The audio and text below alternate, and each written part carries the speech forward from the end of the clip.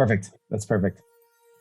Well, everyone, welcome back to a very exciting episode of the Storybox podcast. Today, my friends, I'm delighted to welcome Scott Erickson to the show. Now, for those of you that don't know who this incredible man is, you're about to get to know more about him. We're going to touch on all things creativity. We're going to talk about dreams or the death of a dream, more or less. We're going to touch on some very heavy topics. I do want to pre-warn you guys before you continue on. Don't let that stop you though. But Scott Erickson is a touring painter. He's a creative like myself, performance artist and creative curate who mixes autobiography, aesthetics. I can't believe I got that word right. I've been practicing it for weeks. And comedic narratives to create experiences that speak to our deepest stories. Right down my alley, my friend. He's a co-author of Prayer, 40 Days to Practice, and May It Be So. He's also the author of Honest Advent, a spiritual director to brave women and men, and a professional dishwasher, sorry, I was going to say professor there, for his food blogging wife as well. Congratulations on that, mate. I mean, thank you. I empty the dishwasher too. It's not fun, but something we have to do. Scott has a new book coming out next year on January 25th. It's called Say Yes, Discover the Surprising Life Beyond the Death of a Dream. You can go and pre-order a copy right now. Say yes, my friend. Welcome so much to the Storybox podcast today. Great. I'm so glad to be here. I'm so glad to have you here, my friend. And thank you so much for writing this book. I know I haven't officially read the whole thing. I've skimmed it and it sounds like very much right down my alley. And you, like I said just a moment ago, you dedicated it to Anthony Bourdain, which I think is very interesting. But the very first question I have for you before we dive further into your backstory, why you wrote this book, what this book is about, all that stuff is, what does success look like for you? That's a great question. I actually, and sorry, right from the get-go to plug something from the book. It's not plugging. It's just saying I talk about it in the show, Say Yes, that this book came out of. I just say we all have a path of success that we would like to walk down. And it's different for each one of us. For some of us, success is judged by how many commas are in our bank account. By some of us judge success by how many vacations we have booked for the year. For me, success is, I've worked on what I hope to be like, what is a good success. I think for me, success is feeling like I'm doing the work that I know I deeply want to do, and yet am also present and available to those I love and live my life with. As a guy, I can easily want to just lean into just workaholism. It's exciting to be like, I'm booking a calendar, I'm doing all these things, look how busy I am. And yet, and maybe because of my personality type too, but I'm a bit of a mystic. I'm a bit of I do want to stop and smell the flowers. I love doing that. I also want to feel and be and enjoy living. And it's probably because I've lost friends at young ages. And I just know I always keep the conversation with my eventual disappearance really close, because it helps me adjust to, I think, what's important, which is being aware that you're here right now. And that I just was at the park with my 3-year-old. We did not accomplish very much except some underdoggies on the swing. We jumped from, stump to stump. I went down a twirly slide 3 times. But not that exciting, but it was being present with him, because this is what happens when you have little kids is you go to the grocery store and older adults will come up to you and be like, this is a great age. It goes by so fast. You're like, thanks, I'm really busy right now. But then after 100 times that happen, you're like, maybe this is a great age, and maybe it goes by so fast. Maybe I should pay attention. And so that to me is what I would deem success, is kind of I'm here for what's here, and yet I am still pursuing the deep dream that's in me. Excuse me. Woo, there's right there. Bless you, my friend. Bless you. Thank you. It's kind of almost like, as you're talking about that, what was going through my brain is it kind of feels like we try our best to live in the present moment, but it goes like that. It's so quick. And if we aren't careful, we can miss the most important moments in our life. Yeah. And I think a lot of the time success for a lot of people is that we miss those good moments in our life because we are chasing after this false sense of real success. And I've noticed that in my own life, man. But you said something interesting there that I want to sort of hone in on, in that doing the work that you want to do and you love to do, and being with your family. And I guess that's not something that everyone can actually do in their own life. Like, it is hard to say, do your passion and get paid to do it. But have you found that to be a struggle for you, being able to make a career out of the things that you love to do? And what have been some of the challenges surrounding that? Yeah. Well, I do think, and let's walk. I know we have to be careful of generalizations, because I know that certain people find themselves in a certain place in the world that's incredibly difficult. Certain people are incarnate in certain kinds of bodies that have their own abilities and inabilities. And so I want to be sensitive to that. I do, though, think that when we say I can't possibly ever do that, it's because we've either not allowed ourselves the idea that everything is a learned skill and that we can grow in something, and we have too limited of a timeline to say, well, I won't be able to do that in 6 months. And it's like, well, but if you dedicated yourself for 15 years, like I have, could you get somewhere? So I do think it's like, the deeper thing is like, well, what is the thing you want to do? Often I think we see in other people, we'll go, oh, I wish I was like that. And what we're saying is like, I want to be like them, but I haven't seen the backstory that made them that way. I haven't seen the dedication. Beyonce's because she works incredibly hard. And she has since she was like a teenager. And probably some other really like awful things we don't know about like, people pressuring her or whatever. There's always when I see somebody who looks like they have it all, I'm like, there's some kind of cost that we're not seeing. I think that's also the thing there's too, but that could be a whole other thing about celebrity and stuff that we could talk about. But I do think that, like, for me, I recognized when I was in my late 20s, I was a high school teacher, and I just felt this deep desire. I was like, if I don't try to be an artist, whatever that means, I'll always regret it. And so I then stopped teaching, waited tables, began pursuing an art career, have mostly been poor. I've mostly had a thrifty existence.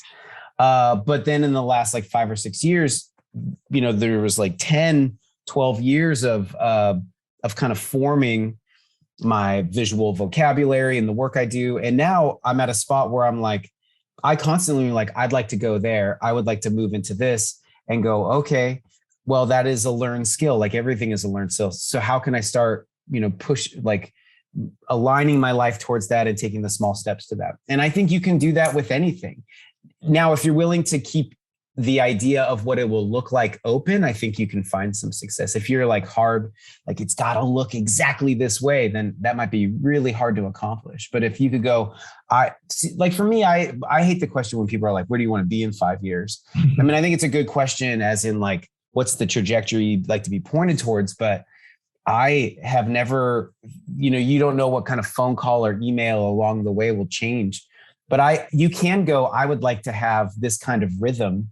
I would like to be dedicated to this practice in 5 years. And I would like to start now, and I would like to continue that and hope to be doing that. So I have let go of like hard, concrete goals as much as this is the way I would like to point myself and see what comes out of it.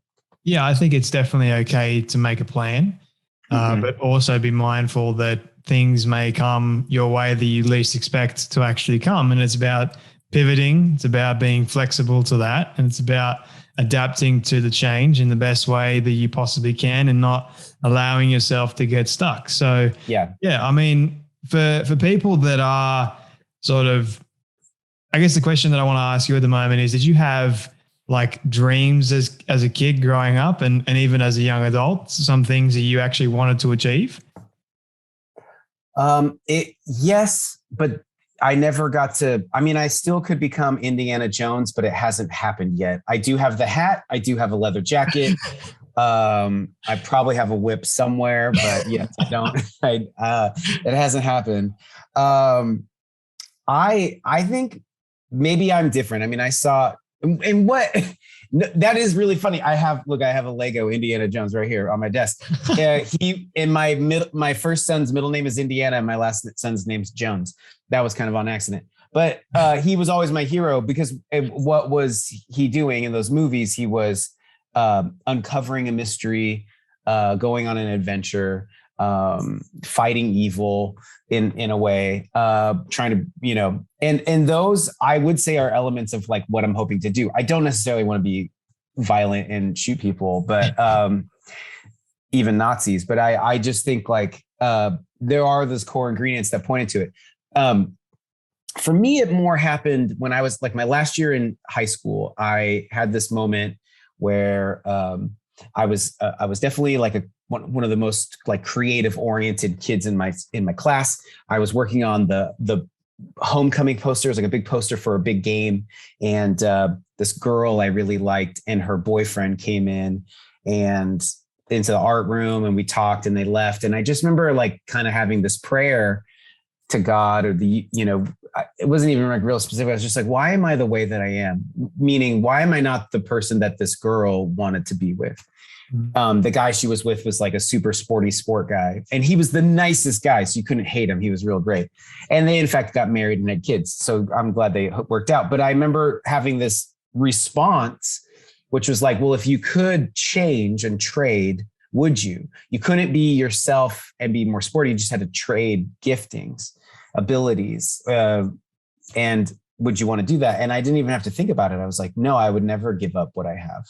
And that was kind of one of my first moments where I was like, oh, there's something already in me that I need to pay attention to. And then that led to university, and even where I was an education and art major. But then even after university, I was at this this Bible school in Europe because I wanted to study the Bible. But even then I would go down in the basement and I would make art. There was no art classes, but I needed to do creative expression. And I think it was at that spot about 24, 25, I was like, this is something I have to start dedicating myself to, because I'm like post school by this point. I'm like, I don't take a class. It's like, do you want to do this or not? And then when I came home, I carved a little spot out, and I just started like dedicating time in my week to a practice, I would say even to like a conversation. And that has continued to be that. So I think there's like about deciding what you want to do, but a lot of that can be your own ego and desire for love through fame and whatever. I think there's also a part that you got to go, what like Parker Palmer, who's this Quaker writer, he says, let your life speak. He's like, not necessarily pick a virtue and go for that, but he's like, let your life tell you what it wants to be. Yeah. And that I think is what we must spend time paying attention to, is like, what is already in there. If I know you in the flow of conversation, I have one more thing I could add to that, which is how I pay attention to what's already in there is, and this is towards the end of the book, I give an example of this, but I have a bit of a death practice, which is just simply keeping that conversation of that eventually I will die. I will cease to be here one day. Everybody always has ceased to be here one day. And that might be a little morbid for some, but what it does is, like, if you've ever had like a car accident or gone into like a scary surgery, that conversation with that eventual disappearance adjusts your life. You all of a sudden, like, I almost drowned surfing one time. And when I got out of the water, I wasn't like, well, I got to do more push-ups so I can handle those waves. I was like, I got to rethink everything about my life, because what happened is like, I was like, oh, I'm going to die in this moment. And then when I didn't, I was like, that really adjusted how I thought I was spending my time. So I keep a small yet non-drowning death practice pretty common, just to keep me in line. I would say what happens in when I do that death practice is what comes up is this like inner compass. So for example, if I'm emailed about some creative project and I'm interested in doing it, but I know by doing that, I would have to say no to a bunch of other things. It's maybe a bit too much pressure to put on a creative project, but I will go, well, if I died in 3 months and this is the last thing I did, would I be okay with that? And that's maybe a little too much pressure. But what happens if I go, no, I would hate it. I would hate if that was the last thing I would do. Then I would go, well, why? Well, because I wish I would have done this. And then it's like, well, why aren't you doing that? Because that is the thing that's deepest in you. And that's when I'm like, this inner compass comes up, and it's like, I got to pay attention to that. Yeah. So I do that periodically to just go, what is the deepest thing in me? And I would say, I actually would say, and what I trust is that is somehow the voice of the divine within me. St. Ignatius said the way that God speaks to us the loudest about our calling, vocation, and purpose in life is through our deepest desires. And that takes discernment. But that's how I've come to trust that spirit voice in me. I've always said, and I love everything you just said there, but I've always said that there's nothing like a near-death experience to sort of give you a renewed perspective on your own mortality and your own real life, because you do start really thinking quite heavily about the things you are doing in your life. And I've had, I think, around 4 near-death experiences, one that I kind of brought on myself, which I'm sure we'll get into later on. Yeah. But the other 3, they weren't brought on by me. They were kind of like God allowed them to be a part of my story and my life. But he's also used them to help me see the world in a very different way each time. I mean, the first one was when I was 2 years old, and then the other ones were sort of more later on. But it does give you that sort of unbody like thought process around, hey, I'm alive here, but there's more to life now, and there's what am I doing with my life, that sort of thing. Yeah. But I've always been curious at the same time with thinking about that. If we are thinking that way too much, can it be a disservice to us at the same time? Thinking about death too much? Yeah, thinking about death and our own, I guess, mortality rate. And do you think that we can miss being present, or does that help us be more present? Sure. I mean, I think you could get maybe you become goth or something like that. I mean, and they can become too obsessed. The cover of the book is flowers coming out of a coffin. Yeah. And what I use this illustration in there, which is like at a funeral, we throw flowers into a coffin. And nobody really knows where that tradition comes from. Some people say it's like we're offering life to somebody who's going into an afterlife. But also some writers and stuff believe that it's trying to say what's insayable by just like the thing, when we lack words, it's just like, here's my offering to you and thank you for your life. I take that and flip it and have like I'm saying, when you actually have a conversation with your mortality and not even just like the end of your life, but the fact that you are alive, what are you going to do? We all know life is a miracle. Like we've all been told it's a miracle, and there are stats and mathematics to support that. But what do we do when it feels like the miracle sucks sometimes? And if there's a giver of that miracle, has the giver of that miracle said anything about the suckiness? And that was what the book is trying to talk about. I would say that having a good, healthy death practice informs how to have a boisterous life. By having this conversation, in the show that this whole book came out of, I show all this footage of people throwing flowers in a coffin. And then at the end, I reverse the footage, and then the flowers are coming out of the coffin into people's hands. And what I'm saying there is like, by you actually having this conversation about why you're here and what you can do with this, that's the best thing you can offer everybody else. Because then you're getting in touch with like what makes you come alive. And I think, and it's an old is it Thurgood Marshall? Oh, I'm always bad with quotes, but he says like, don't try to think about what the world needs, but think about what makes you come alive, because what the world needs is people who've come alive. Mm-hmm. And I think the best thing you can do is help foster that flame of life in you. That's the best thing you can give to people. For me, it has been having like a simple death practice, because it just keeps me in line with like the gift and miracle of life. That's so if obsession with death is taking you out of life and making you morbid and sad, then I would say go get some ice cream. Go get some life in your life. But yeah, ice cream would be a good option there. Yeah. But the idea of having a death practice, I think, is unique for me, at least. That is, yeah.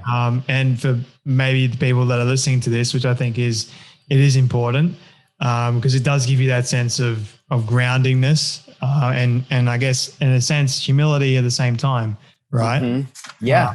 But what I'm interested in is when in your life, Scott, when you least expected God to show up in a big way, that He did, and it kind of challenged your perspective of who He is. I mean, it happened today. Well, I actually talk about this story in my book. That's an Advent meditation, Honest Advent. I'm in my mid 40s now. When I was in my late 30s, I had been laid off from this design agency in Portland, Oregon, and was the breadwinner for a family of 4. And just I pursued another job and it didn't work out. And I hit like the lowest moment probably so far in my life. I don't know, throughout our lives, we have plans and ideas and options. And I really got to the end where I was like, I literally don't know what to do. I have no idea what I'm supposed to do right now. And there's all this weight on me. I did get this little creative job for a friend who was like a YouTuber. So I was at Home Depot, which is like a hardware store. And I was standing in the aisle, like looking at wood screws, and I ran into this guy, Cameron, I know. Cameron has a beard, long hair. He's a carpenter and runs a small little home church. He's sneakily messianic. We started chatting and he was like, how's your week? And I was like, oh, my week's been awful, actually. And I told him what had been happening. And he goes, I feel like God wants to say something to you, and I'm like, look, I'm all up for the mystery of life. But when people are like, I got a word from God, I'm like, maybe it's just your own projection, like, let's discern the spirits here. But I was like, yeah, I'll hear it. And he goes, he said, God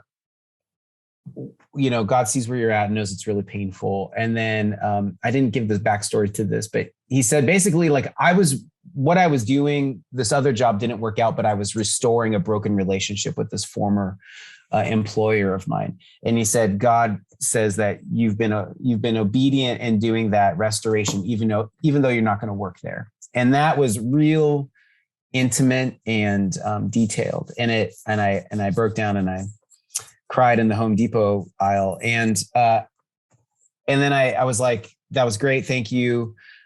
I was like, what are you here for? And he's like, nothing. I just was driving by with my wife and I've sensed the spirit to tell me to come in here. And I've just been waiting here for like 15 minutes.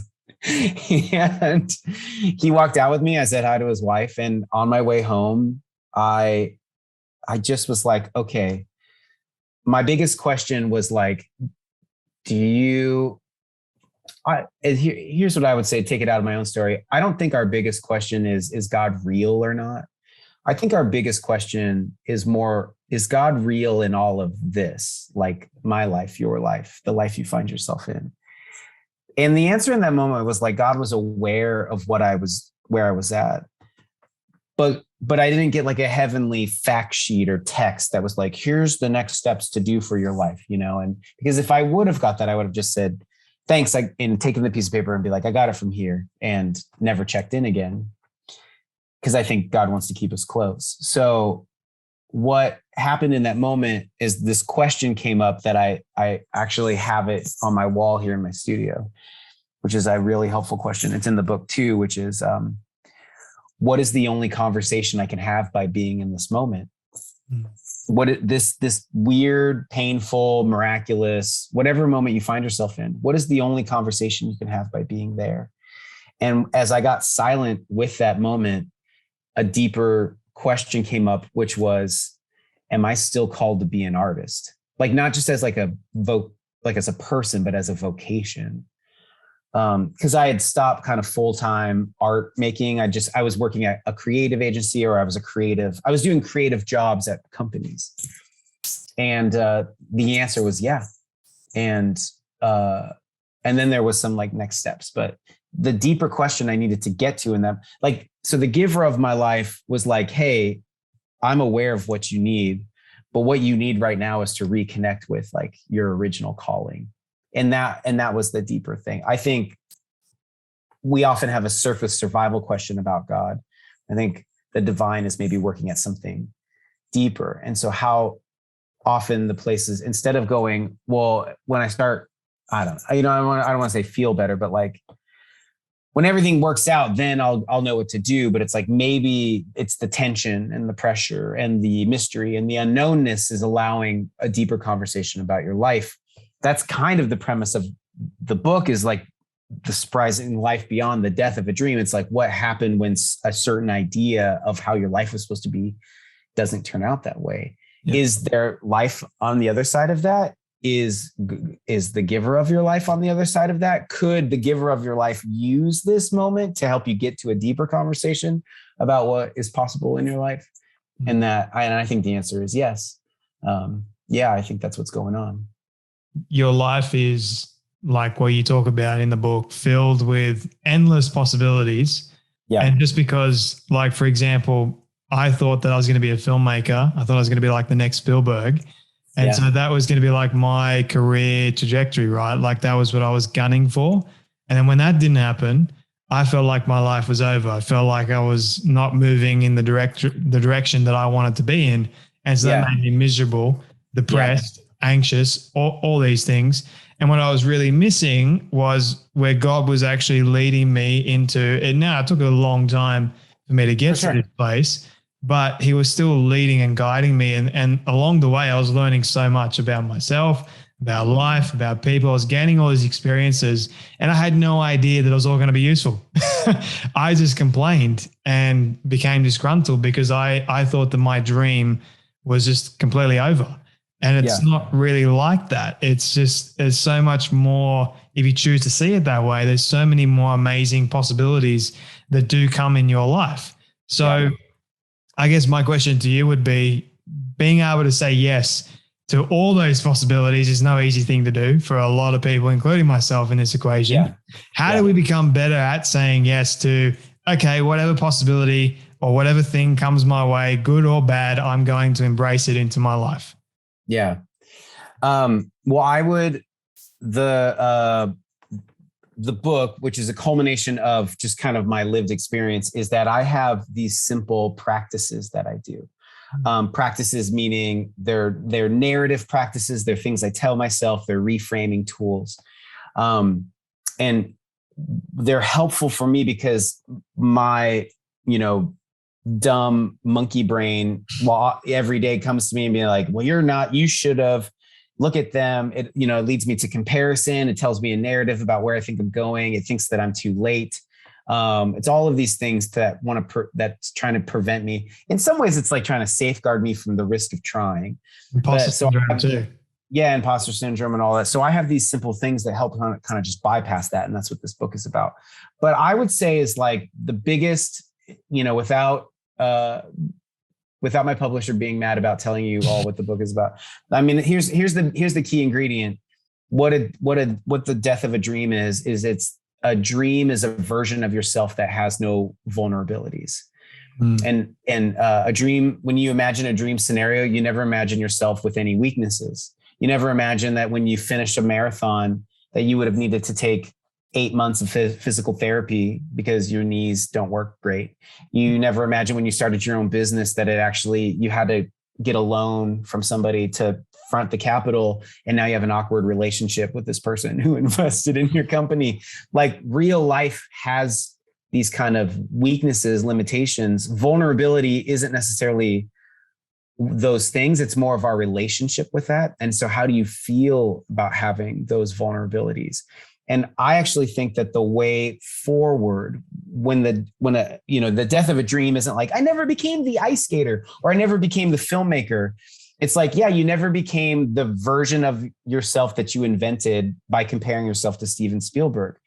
But so it's like that didn't happen because you're you, Jay. So so now the way forward is to own those vulnerabilities, that relationship to your weaknesses, and go, maybe these are the ways that I can uniquely be a contribution, that I can grow, that, some people do peak. Well, I don't know if Stephen peaked early, but, like in his story, it was an incredible small group of people who were making movies. Like you had to go to, at the time, jump in here. At the time, you went to film school because they had all the equipment. You basically paid somebody to use their equipment so you can make your own movie. Now, shoot, we can make movies on our phones. Everybody can make a movie. So now we live in this time when everybody is making a movie in a way. So it's awesome that there's, I guess, less of this pipeline and more opportunity. But it just means that there's way more competition. So then we come down to, I'm sorry, I'm just using you as an example, but just like, then it comes to you and just be like, well, what's the transformational journey you want to go on? Yeah. And go, well, do you, and then do I have a story to tell? Is there something I'd like to explore? Is there something I want to say and get into that? And then all of a sudden, like, as if we can kind of just let those things go, we can get to what we really want. When I went to college, I was basically told that as an artist, if you want to make it as an artist in the world, you need to end up in these galleries like the MoMA, the Tate, the Guggenheim. And this, I only unpacked this like this year. And I realized I was like, they didn't say this out loud, but they were like, and if you want to make it, you can never talk about Jesus in a positive way. You can be snarky about it. You can be sarcastic about it. You can want to tear the whole thing down. You can be crass and obtuse about it. We can look at old art and go, oh, look, there's some things, but you can't do it now. And I actually had this moment a few years ago, kind of my last real moment of obscurity, where I just had to I ended up just taking myself out of that competition. I just said, you know what? I want to talk about faith in a vibrant way. I want to talk about it in the way I want to talk about it. I want to make the imagery I want to make. And maybe nobody will get it. And I think I had like a day where I was really sad. I think I poured myself some whiskey and just cheersed myself. And I was just like, I took myself out of the competition. And I just said, I probably won't be celebrated. That's okay. And then the next day I was like, okay, what do you want to do? And then I went and I was like, this is the work I want to do. So it wasn't until I got to experience that death of like, here's the dream scenario, that I was able to embrace what I actually wanted to do. Yeah. And as I've put 6 years into that, it's led me to be on your fine podcast, and to know my work or, these things and stuff. So we have to give ourselves some time, but I think the real tapping into is just like, there's this thing that you really want to do. Can you bypass all of it should have been, and get to that first, and then start walking little steps every day. Yeah. Which is a whole other thing. Like just the daily contribution you can do. Yeah. Those little steps lead to bigger steps later on, and those bigger steps lead to giant leaps. And you never know where any of those steps can lead. Sometimes you can plan, like we were saying before, you can plan, they go here, but sometimes there's adjustment. They go here. You just enjoy the ride. I say like life is like a living roller coaster ride. So strap yourself in. It's going to be one hell of a bumpy ride, but it's going to be one hell of a great ride at the same time. So just relax, enjoy it. Because we get so uptight and we just put ourselves in an early grave pretty much from stressing too much over things that we shouldn't really be stressing over. And I'm just kind of speaking to myself in that respect right now, because I'm 25 and it kind of feels like I've got the weight of the world on my shoulders. Like I want to do X, Y, and Z in a particular amount of time. And it's just stopping me. And I know it's probably stopping a lot of people from achieving great things and being happy at the same time. So absolutely. One of the things that I keep in mind, I'm trying to find the page. It's in the book. It's a picture of a car going on a road trip. it's just like if you were going to go on a road trip and you knew you weren't going to be able to get to the destination, how would that affect the road trip you would go on? Mm-hmm. Well, you'd probably choose a road trip where the trip, the journey getting there was just as enjoyable as the destination. And that's how I begin to think about like the things I want to do. So, for example, I have this live show that I'm, trying as much as I can to take everywhere as possible, but there's some definite, like, I really want to, and I haven't shared this with a lot of people publicly, but my goal is like, I want to perform at the Fringe Festival in Edinburgh, Scotland. It's like one of the biggest theater festivals in the world. And I was like, I want to go that direction. So in that, I have it written like right here on a piece of yellow paper. I want to go to the Fringe Festival. This is sitting right there. So because I need to tap in that I want something. There's something that I want. But I go, that may not happen. But that sounds like a really fun and interesting journey to go towards. And then it's like, so maybe it won't end at Fringe Festival, but I have no other ideas where it might lead to. What would it look like to start putting myself on that pathway? That sounds like a fun journey to go on. You know what doesn't sound like a fun journey to go on? Become an accountant. That doesn't sound like a fun journey for me. So I'm not setting myself on that journey, although, I have to know how to do my taxes. But that I think about it that way. It's just like, what maybe you want to get to the destination, but what sounds like the funnest road trip you could go on? Set yourself on. Start heading that direction and see what happens. Yeah. That's it, man. I just, I turned to page, I think it was 151 in your book, and it kind of made me laugh a little bit. You got the illustration of the dinosaur, and I think it's you or a character on the toilet. And then underneath you've got, this happened to me one time. And then the dinosaur's like, dying is better than living. Yeah. I think that's great. And then it kind of leads into the next chapter 16, which kind of, I do want to mention this heavy nature because I think it is important. And I've been here more recently in 2019 where I attempted to end my life. And I know suicide or the whole idea around it, not a lot of people want to talk about it because it is a hard thing to actually discuss, which I think kind of does need to change. We need to have a conversation around it because it is important to talk about. So I wanted to ask you about why is it that, especially Christians, why is it that we have such a negative viewpoint on the idea of someone wanting to commit suicide or really suicide as a whole? You ready? You ready for this answer? I'm ready. People don't like this answer. It's because we're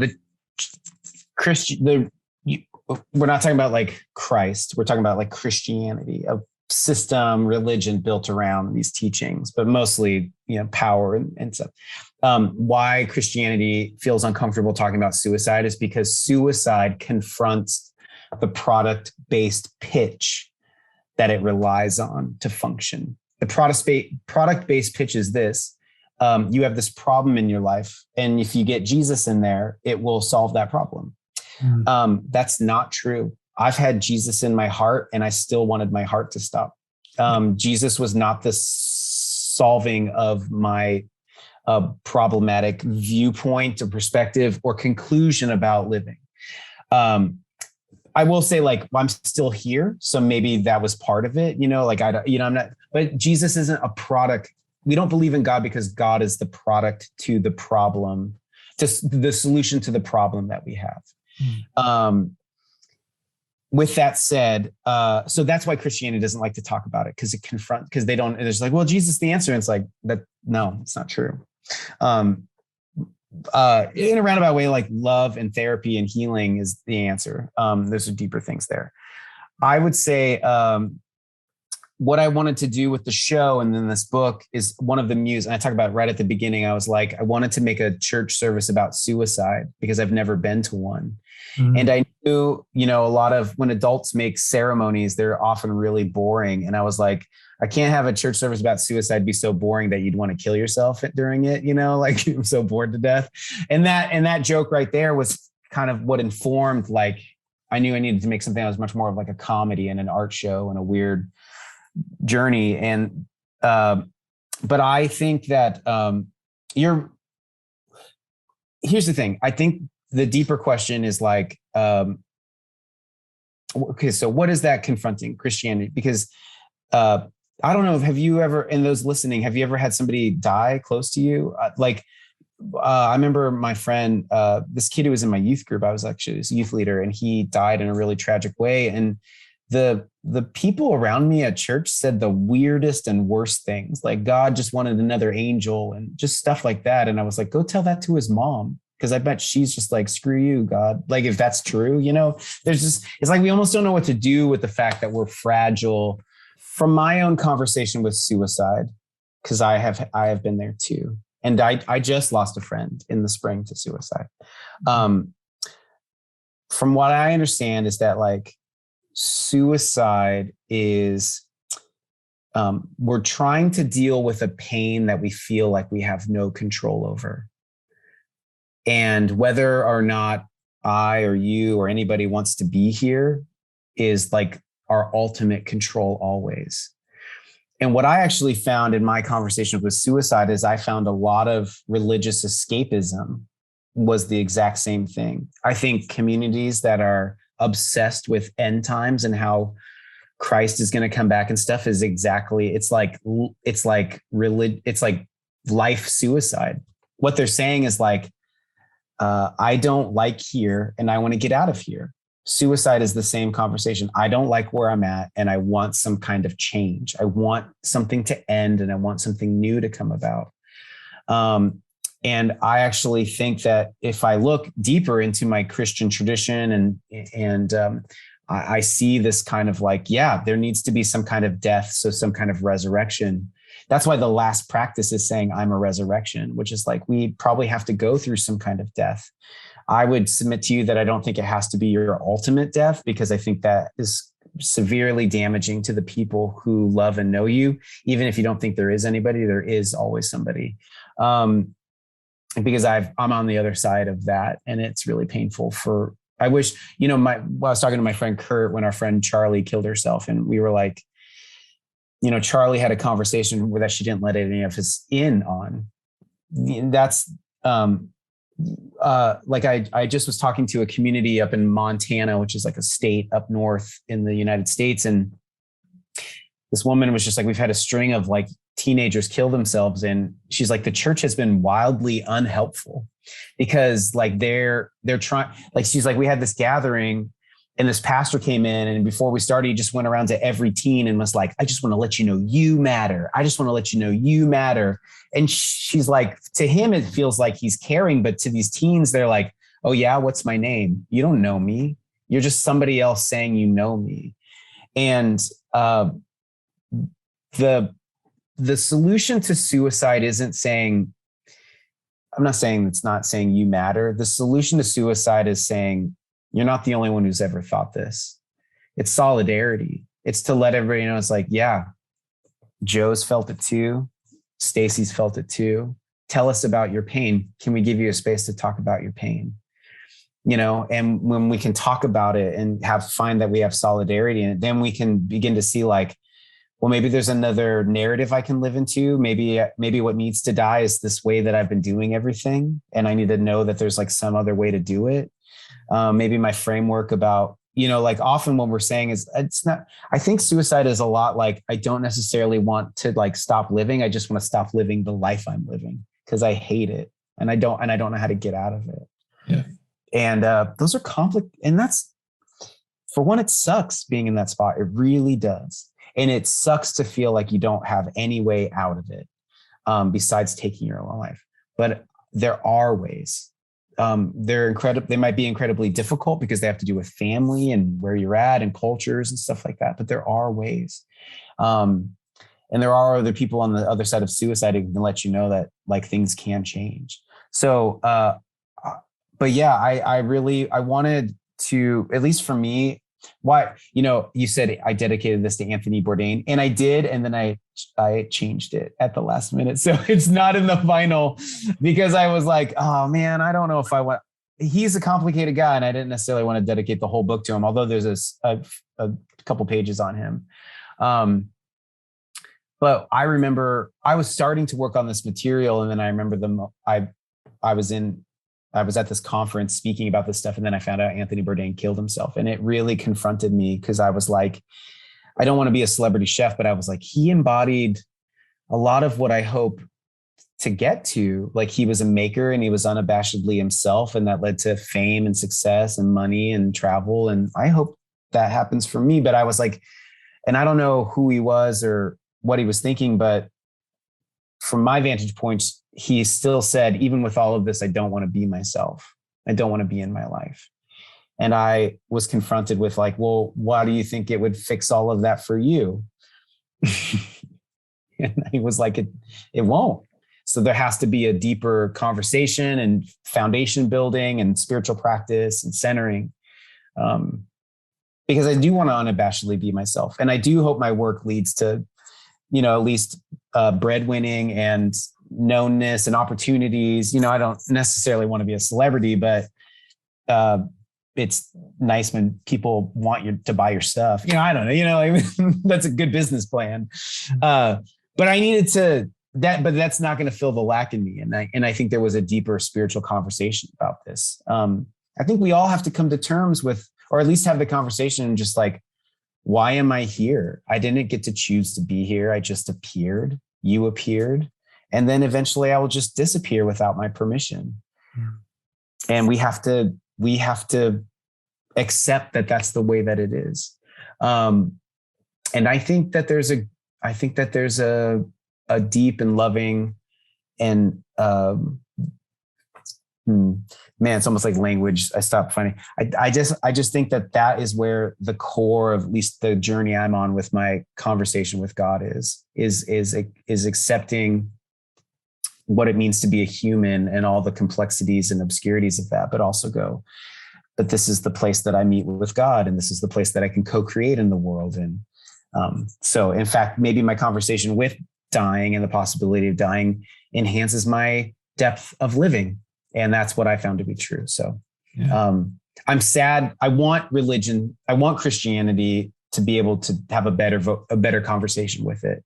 Because I feel like it's too scared of it or focused on escapism, or like everybody ever has died. I remember talking with some pastor friends of mine. I was like, shouldn't church be like the place where we're talking about how to die well? Like, except it's because, I know you guys spend a lot of time going to funerals and performing funerals, but like, do we ever, like, everybody ever dies. I don't know why we're spending all this time thinking like, well, Jesus might come back in my lifetime, because there's 2,000 years of cemeteries to let you know that that's maybe not going to happen in your lifetime. Anyways, any thoughts on that? What do you think? I've got so many thoughts on that. I like how you were talking about how a lot of Christians, they say, oh, you just need Jesus in your life and you'll be fine. Yeah. But I think that Jesus is part of the solution. Agreed. And there's because it's like saying, hey, you're a Christian, so therefore you don't struggle with any mental health issues. That's not the case at all. You can go to Christ at any time and ask him for help with your mental health, and he will. Yeah. But you've also got, like, if you're experienced real trauma that has led to you thinking that you actually are worthless and you have no purpose or no meaning on this earth, which has happened to me, and your experiences all align up with the fact that you just don't want to be alive anymore. So for me, I walked away from God. I didn't want anything to do with him in 2019 because my life was just absolute hell. Yeah. And I blamed him for everything. So for me, wanting to kill myself, as hard as it is for me to actually admit, and I didn't want to admit it for a long period of time, and it took a lot of vulnerability for me to actually admit it in my first book when I opened up about it. But for me, God wasn't in the equation when I drove 130 kilometers an hour toward the telegraph pole. I wasn't even thinking of him in that moment. All I was thinking about was, I'm going to be out of pain. I'm sick and tired of the pain. Yeah. Yeah. And that's what a lot of people feel in that moment. They're not thinking about, how am I going to get help? That's like the furthest thing from their mind in that moment. Yeah. They're not even Christians. They're not thinking about God. They're thinking about doing the act, being out of pain, and then that's it for them. Yeah. Yeah. So, but it was interesting because God showed up in that moment for me, saved my life, because I believe that he doesn't want me to go yet. That wasn't his plan for me to just stop my story altogether, as much as I wanted to in that moment. He wanted me to live the very best life possible. Yeah. And to show others that you can, even though you are in a dark moment, there is a way out. There is a path out. And here, let me show you. Like, I'm not special by any stretch of the imagination. I'm not famous. You don't have to be. It's just about coming alongside everyone, because we all got hurt. We all got struggle, and you don't know what anyone's going through. I'm pretty sure, like with Anthony Bourdain, not many people, he probably wouldn't have admitted to anyone what he was really struggling with. Yeah. And it came as quite a shock, even to myself, hearing the news back in 2018. It was like, damn, like another precious soul has ended their life. And even some of my friends have done that too. Yeah. So these are just like some of my thoughts on what you were just talking about, but I love how you just explained everything and kind of tied it all up. And I think you're right. We should talk more about it as Christians and have a healthier, if we can have a healthier understanding of it. Because look, if you are struggling, you're not alone. You do matter in a lot of senses, but absolutely, here's why you matter. Don't just say, oh, you matter. Get to know that person. Yeah. Like, understand them. And then maybe we can find some healing. Maybe we can find some, I don't know, man. Less people struggling. I agree with you that I do think like Jesus is part of the answer. What my problem with a lot of church talk is they're just like, what they mean is just like, we should just say Jesus and then he should be done. But it's like, no. Somebody who doesn't want to take their life because they're like, and what is Jesus? Like, I would like to ask people like, have you ever met him? Oh, you have? Internally and in spirit, right? I know I have friends who've had visions of him and stuff like that. Jesus is not a physical presence, like not a material presence around us. So when we say Jesus, we mean like somehow the mystery of the Holy Spirit that's been put in people. So we're talking about where we find help is we find it in community, and like the Spirit of God working through other people. Jesus is the front facing of it, is like the material facing of an invisible God who loves us. So when we say, so we have to get down to identity about love. Often in our culture, we spend most of our lives doing things to earn love. And maybe this is the moment that we can start working from love, because we're at the end of all of that. I will also say this, a lot of people in religious places are experiencing trauma. Like, and so for them to go like, Jesus is the answer, it's like, yeah, but this whole system is what's being traumatic towards me. Yeah. I know these are extreme cases, but it's like, because I'm being molested by this church leader, or I grew up with like real strict parents and they're like, the way that they choose to discipline me is by shaming me with religious shame, like, so when you say Jesus is the answer, it's like the narrative of Jesus could be the problem, depending on what community like that. There's so many things in there that we have to unpack. But I do think like the journey of going, here's, I think the deeper thing.